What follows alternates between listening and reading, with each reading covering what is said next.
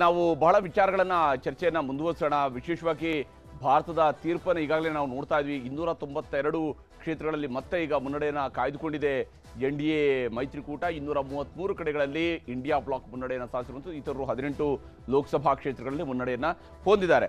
ಈಗಾಗಲೇ ಈ ಒಂದು ಲೋಕಸಭಾ ಚುನಾವಣೆ ವಿಚಾರದಲ್ಲಿ ಕರ್ನಾಟಕದ ಮೇಲೆ ಆಗಬಹುದಾಗಿರುವಂತಹ ಇಂಪ್ಯಾಕ್ಟ್ಗಳ ವಿಚಾರಕ್ಕೆ ಸಂಬಂಧಪಟ್ಟಂತೆ ನೋಡ್ತಾ ಹೋದಾಗ ಪ್ರಮುಖ ನಾಯಕರ ವಿಷಯಗಳಲ್ಲೂ ಕೂಡ ನಾವು ಕೆಲವೊಂದು ಅಂಶಗಳನ್ನು ನೋಡಲೇಬೇಕು. ಯಾಕಂದರೆ ಕಾಂಗ್ರೆಸ್ನವರು ಹೇಳ್ತಾ ಇದ್ದಂತಹ ಒಂದಿಷ್ಟು ಅಂಶಗಳಿದ್ವಲ್ಲ, ಆ ಡಬಲ್ ಡಿಜಿಟು 20 ಸೀಟು 16 ಸೀಟು ಅಂತ ಹೇಳ್ತೀರ, ಈಗ ಸಿಂಗಲ್ ಡಿಜಿಟ್ನ ಮುಜುಗರವನ್ನು CMಗೆ ರಾಜ್ಯದ ಜನ ಆ ಒಂದು ಸಂದೇಶವನ್ನು ಕೊಟ್ಟಿರುವಂಥದ್ದು. ಸಿಂಗಲ್ ಡಿಜಿಟನ್ನು ಮಾತ್ರ ಕೊಟ್ಟಿದ್ದಾರೆ. 20 ವರ್ಷಗಳ ನಂತರವೂ ಕೂಡ, ಅಂದರೆ 99ರಲ್ಲಿ ಕಡೆಯದಾಗಿ ಡಬಲ್ ಡಿಜಿಟ್ ಬಂದಿರೋದು ಬಿಟ್ಟರೆ ಆ ನಂತರ ಯಾವತ್ತೂ ಕೂಡ ಕಾಂಗ್ರೆಸ್ ಡಬಲ್ ಡಿಜಿಟ್ಗೆ ಬಂದಿಲ್ಲ.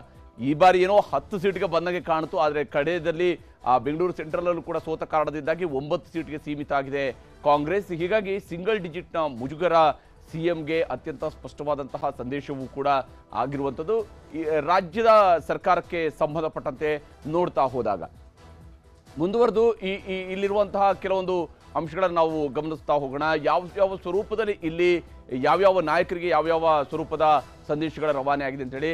ಅಧಿಕಾರ ಹಂಚಿಕೆ ಮತ್ತೆ ಮುನ್ನೆಲೆಗೆ ಬರುವಂತಹ ಸಾಧ್ಯತೆಯೂ ಕೂಡ ಇದ್ದೇ ಇರುವಂಥದ್ದು. ಅಧಿಕಾರದ ವಿಚಾರಕ್ಕೆ ಸಂಬಂಧಪಟ್ಟಂತೆ ಅಧಿಕಾರ ಹಂಚಿಕೆ ಆಗಬೇಕು, ಆಗಬಹುದು ಅನ್ನುವಂತಹ ಲೆಕ್ಕಾಚಾರಗಳಿದ್ವಲ್ಲ, ಈ ವಿಚಾರದಲ್ಲೂ ಕೂಡ ಬಹಳಷ್ಟು ಅಂಶಗಳಿದ್ದಾವೆ. ಒಂದು, ಮುಖ್ಯಮಂತ್ರಿಯವರು ಘೋಷಣೆ ಮಾಡಿದ್ರು, ನೋಡಿ ನನ್ನ ಕ್ಷೇತ್ರದಲ್ಲಿ ನೀವು 60,000 ಲೀಡ್ ಕೊಟ್ಟರೆ, ಚಾಮರಾಜನಗರದಲ್ಲಿ ಗೆದ್ದರೆ ನನ್ನನ್ನು ಮತ್ತಷ್ಟು ಬಲಪಡಿಸಿದಂತಾಗತ್ತೆ, ನನ್ನನ್ನು ಯಾರೂ ಏನು ಮಾಡೋಕ್ಕಾಗೋದಿಲ್ಲ ಅನ್ನುವಂಥ ಮಾತುಗಳನ್ನು ಹೇಳಿದ್ರಲ್ಲ. ಈಗ ಅವರ ಕ್ಷೇತ್ರದ ಒಳಗೊಂಡಿರುವಂತಹ ಚಾಮರಾಜನಗರದಲ್ಲಿ ಗೆದ್ದಿರಬಹುದು, ಆದರೆ ಮುಖ್ಯಮಂತ್ರಿ ಅವರ ತವರು ಜಿಲ್ಲೆ ಆಗಿರುವಂತಹ ಮೈಸೂರು ಇದೆಯಲ್ಲ, ಮೈಸೂರನ್ನು ಸೋತಿರುವಂಥದ್ದು ಕೂಡ ಬಹಳ ಮುಖ್ಯವಾಗಿರುವಂಥ ಒಂದು ಅಂಶ. ಆದರೆ ಮುಖ್ಯಮಂತ್ರಿಯವರಿಗೆ ಒಂದು ವಿಚಾರದಲ್ಲಿ ಸ್ವಲ್ಪ ಮಟ್ಟಿಗೆ ರಾಜಕೀಯವಾಗಿ ನಾವು ಇದನ್ನು ವಿಶ್ಲೇಷಣೆ ಮಾಡಿದಾಗ ಮುಖ್ಯಮಂತ್ರಿಯವರಿಗೆ ವೈಯಕ್ತಿಕವಾಗಿದ್ದು ಸಮಾಧಾನ ತಂದಿರುವುದಕ್ಕೆ ಸಾಧ್ಯ ಇಲ್ಲ. ಯಾಕಂದರೆ ಅಂತಿಮವಾಗಿ ಅವ್ರಿಗೂ ಕೂಡ ತನ್ನ ಪಕ್ಷ ಎಲ್ಲ ಕಡೆಯಲ್ಲಿ ಗೆಲ್ಲೇಬೇಕು ಅನ್ನುವಂತಹ ನಿರೀಕ್ಷೆಗಳು, ಆಸೆಗಳು ಇದ್ದೇ ಇರ್ತವೆ. ಆದರೆ ಬೆಂಗಳೂರು ಗ್ರಾಮಾಂತರದಲ್ಲಿ DK ಸುರೇಶ್ ಅವರ ಸೋಲಿನ ನಂತರ ಸಹಜವಾಗಿಯೇ ಮುಖ್ಯಮಂತ್ರಿಯವರ ಹುದ್ದೆಗೆ ಸಂಬಂಧಪಟ್ಟಂತೆ DK ಶಿವಕುಮಾರ್ ಅವರ ವೇಗ ಏನಿತ್ತಲ್ಲ, ಅದಕ್ಕೆ ಕೆಲವೊಂದು ಕಡೆಯಲ್ಲಿ ಸಣ್ಣದೊಂದು ಬ್ರೇಕ್ ಬಿದ್ದಂತೆ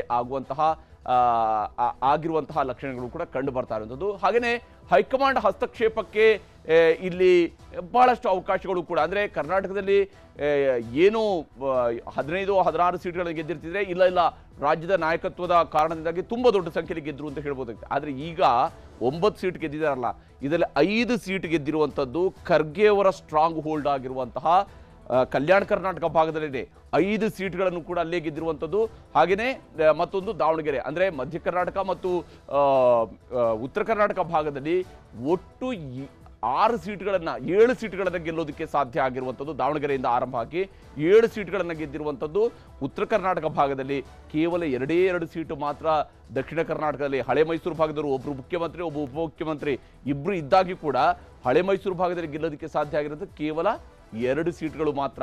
ಗ್ಯಾರಂಟಿ ನಿರ್ವಹಣೆಯ ಸವಾಲು ಕೂಡ ಈಗ ಮುಖ್ಯಮಂತ್ರಿಯವರಿಗೆ ಇದ್ದೇ ಇರುತ್ತೆ. ಯಾಕಂದರೆ ಗ್ಯಾರಂಟಿ ಬಹಳ ದೊಡ್ಡದಾಗಿ ನೆರವು ಮಾಡದಂತೆ ಕಾಣ್ತಾ ಇಲ್ಲ.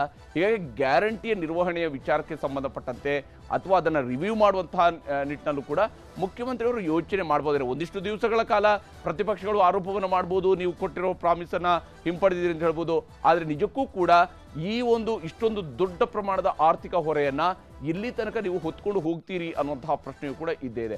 ಇನ್ನೊಂದು, DK ಶಿವಕುಮಾರ್ ಅವರಿಗೆ ಹೋಗಿರುವಂತಹ ಸಂದೇಶಗಳನ್ನು ನೋಡ್ತಾ ಹೋದಾಗ ತಮ್ಮನ ಸೋಲು ಅಣ್ಣನಿಗೆ ನಿಜವಾಗ್ಲೂ ಕೂಡ ರಾಜಕೀಯವಾಗಿ ಇದು ದೊಡ್ಡ ಪೆಟ್ಟು. ಯಾಕೆಂದರೆ ಅವರು ಈ ಸಮರವನ್ನು ನೇರಾನೇರವಾಗಿ ಕುಮಾರಸ್ವಾಮಿಯವರ ವಿರುದ್ಧನೇ ಮಾಡಿದರು. ಈ ಎಲೆಕ್ಷನ್ನ ಟೈಮನ್ನು ನೋಡಿ ನೀವು, ಬಹುತೇಕ ಡಿಬೇಟ್ಗಳು ನಡೆದಿರುವಂಥದ್ದು ಕೂಡ ಈ ಬಾರಿ DK ವರ್ಸಸ್ HDK ಅನ್ನುವಂಥದ್ದೇ. ಆ ಸ್ವರೂಪದಲ್ಲೇ ಇಡೀ ಮಾತುಕತೆ ನಡೀತು. ಏನು ಸ್ವಾಮೀಜಿಯವರನ್ನ ಹೋಗಿ BJP ಮತ್ತು JDSನ ಕ್ಯಾಂಡಿಡೇಟ್ಗಳು ಹೋಗಿ, ವಿಶೇಷವಾಗಿ BJP ಕ್ಯಾಂಡಿಡೇಟ್ಗಳು ಹೋಗಿ ಭೇಟಿಯಾದಂತಹ ಸಂದರ್ಭದಲ್ಲಿ ಕೊಟ್ಟಂತಹ ಕಾಮೆಂಟ್ ಇರ್ಬೋದು, ಇವೆಲ್ಲವನ್ನು ಕೂಡ ನೋಡಿದಂತಹ ಸಂದರ್ಭಗಳಲ್ಲಿ ಇದು ನೇರಾನೇರವಾದಂತಹ DK ವರ್ಸಸ್ HDK ಫೈಟ್ ಇತ್ತು. ಒಕ್ಕಲಿಗ ಸಾಮ್ರಾಜ್ಯದ ಮೇಲಿನ ಫೈಟ್ ಅನ್ನುವಂತಹ ಸ್ವರೂಪದಲ್ಲೂ ಕೂಡ ಇತ್ತು. ಆದರೆ ಈಗ ಅದು ಪೆಟ್ಟು ಕೊಟ್ಟಿದೆ. ಒಕ್ಕಲಿಗ ನಾಯಕ ಅನ್ನುವಂತಹ ಕಾರ್ಡ್ ಇದೆಯಲ್ಲ ಅದು ಈಗ ಧೂಳಿಪಟ ಆಗಿದೆ. ಕಳೆದ ಅಸೆಂಬ್ಲಿ ಚುನಾವಣೆಯಲ್ಲಿ ಯಾವ ಮಂಡ್ಯದಲ್ಲಿ ಹೆಚ್ಚು ಸೀಟ್ಗಳನ್ನ ಗೆಲ್ಲೋದಕ್ಕೆ ಸಾಧ್ಯ ಆಯಿತು ಅದನ್ನೇ ತನ್ನ ಒಕ್ಕಲಿಗ ಕಾರ್ಡ್ ಆಗಿ ಪ್ಲೇ ಮಾಡ್ತಿದ್ರಲ್ಲ ಅದಕ್ಕೆ ಈಗ ಹಿನ್ನಡೆಯಾಗಿದೆ. ಅದು ಗ್ರಾಮಾಂತರ ವಿಚಾರದಲ್ಲೂ ಆಗಿರುವಂತಹ ಸೋಲಿಗೂ ಕೂಡ ಇದು ಅನ್ವಯ ಆಗುತ್ತೆ. ಇನ್ನಷ್ಟು DCM ಸ್ಥಾನಗಳ ಕೂಗು ಮತ್ತೆ ಮುನ್ನೆಲೆಗೆ ಬರ್ಬೋದು. ಯಾಕಂದ್ರೆ ನೋಡಿ, DK ಶಿವಕುಮಾರ್ ಅವರು ತಮ್ಮ ಸೋತಿದ್ದಾರೆ, ಆದರೆ ಜಾರಕಿಹೊಳಿ ತಮ್ಮ ಪುತ್ರಿಯನ್ನ ಗೆಲ್ಲಿಸ್ಕೊಂಡು ಬರೋದ್ರಲ್ಲಿ ಯಶಸ್ವಿಯಾಗಿದ್ದಾರೆ. ಜಾರಕಿಹೊಳಿ ಅವರಿಗೆ ಸಹಜವಾಗಿ ಅವರು ಈ ಹಿಂದೆ ಕೇಳ್ತಾ ಇದ್ರು DCM ಹುದ್ದೆ ಕೇವಲ ಒಂದೇ ಯಾಕೆ, ಇನ್ನು ನಾವು ಕೂಡ ಕಾರ್ಯಾಧ್ಯಕ್ಷರಾಗಿ ಕಾಂಟ್ರಿಬ್ಯೂಟ್ ಮಾಡಿಲ್ವ ಪಕ್ಷ ಸಂಘಟನೆಗೆ ಅನ್ನುವಂಥ ಪ್ರಶ್ನೆ ಎತ್ತಿದ್ರು. ಈಗ ಅಂತಹ ವಾಯ್ಸ್ ಮತ್ತಷ್ಟು ಜೋರಾಗಬಹುದು.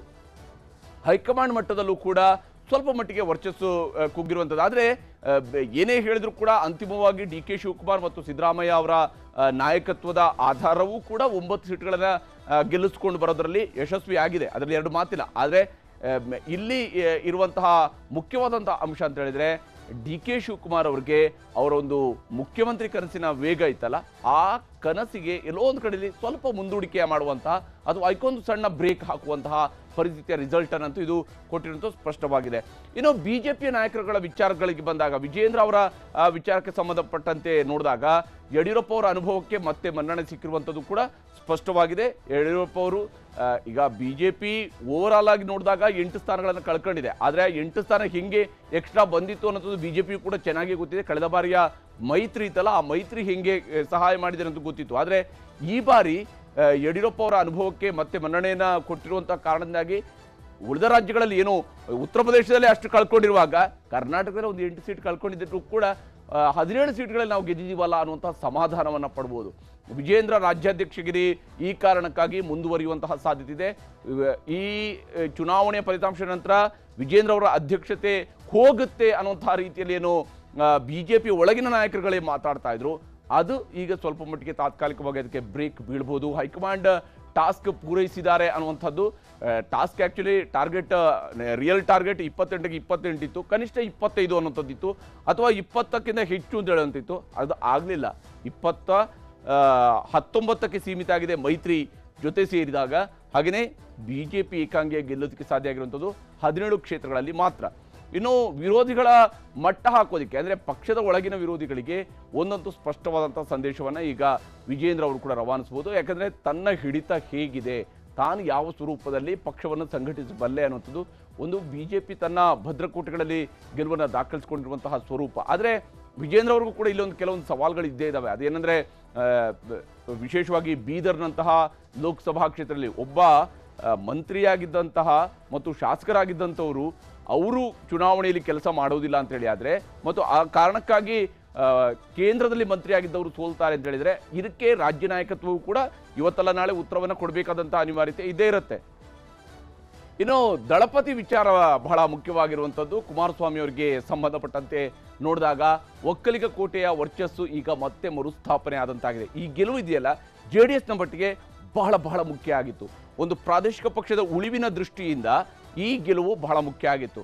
ಅದು ಈ ಒಂದು ಆಟದಲ್ಲಿ ಕುಮಾರಸ್ವಾಮಿಯವರು ಸ್ವಲ್ಪ ಮಟ್ಟಿಗೆ ಮೇಲುಗೈಯನ್ನು ಸಾಧಿಸಿದಂತೆ ಕಾಣ್ತಾ ಇದೆ. JDSನ ಚೌಕಾಸಿ ಮಾಡಿಕೊಳ್ಳುವಂತಹ ಶಕ್ತಿಯೂ ಕೂಡ ಈಗ ವೃದ್ಧಿ ಆಗುತ್ತೆ. 3ರಲ್ಲಿ 2 ಗೆದ್ದಿರೋದ್ರಿಂದಾಗಿ ನಾಳೆ ದಿವಸ BBMP ಎಲೆಕ್ಷನ್ ನಡೆಯುವಾಗಿರ್ಬೋದು, ZPTP ಎಲೆಕ್ಷನ್ ಸಂದರ್ಭಗಳಲ್ಲಿರ್ಬೋದು, ಸ್ವಲ್ಪ ಮಟ್ಟಿಗೆ ಪಕ್ಷದ ಬೇಸನ್ನು ವಿಸ್ತರಣೆ ಮಾಡಿಕೊಳ್ಳುವಂತಹ ದೃಷ್ಟಿಯಲ್ಲಿ JDSಗೆ ಒಂದಿಷ್ಟು ಸಹಾಯ ಮಾಡ್ಬೋದು. ಕಾಂಗ್ರೆಸ್ ವಿರುದ್ಧ ಮತ್ತಷ್ಟು ಜೋರಾಗಿ ಗುಟುರು ಹಾಕೋದಕ್ಕೂ ಕೂಡ ಅವಕಾಶ ಇರುತ್ತೆ.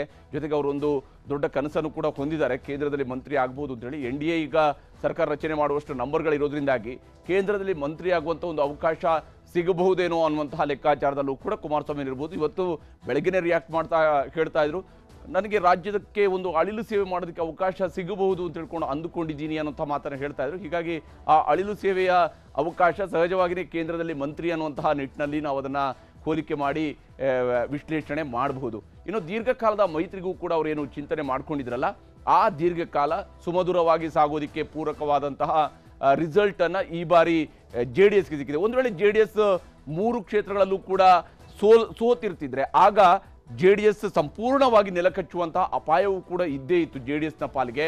ಆದರೆ ಈ ಗೆಲುವು JDS ಬಯಸಿದಂತಹ ಬಹಳ ನಿರೀಕ್ಷೆ ಇಟ್ಕೊಂಡಿದ್ದಂತಹ ಒಂದು ಗೆಲುವಾಗಿತ್ತು. ಆ ನಿಟ್ಟಲ್ಲಿ JDSಗೂ ಕೂಡ ಇದು ಅನುಕೂಲವನ್ನ ಮಾಡಿಕೊಡಬಹುದು ಅಂತ ಹೇಳಿ. ಕನ್ನಡಿಗರ ನೆಚ್ಚಿನ ನ್ಯೂಸ್ 18 ಕನ್ನಡ ಈಗ ವಾಟ್ಸ್ಆಪ್ನಲ್ಲೂ ಲಭ್ಯ. ಕರ್ನಾಟಕ ದೇಶ ವಿದೇಶಗಳ 360 ಡಿಗ್ರಿ ಸುದ್ದಿಯ ವಿವರಗಳನ್ನ ನಿಮ್ಮ ಕೈ ಬೆರಳುಗಳಲ್ಲೇ ಪಡಿಲಿಕ್ಕೆ ಈ QR ಕೋಡ್ ಅನ್ನ ಸ್ಕ್ಯಾನ್ ಮಾಡಿ, ನಮ್ಮ ಚಾನಲ್ ಫಾಲೋ ಮಾಡಿ, ನೋಟಿಫಿಕೇಶನ್ ಆನ್ ಮಾಡಿ.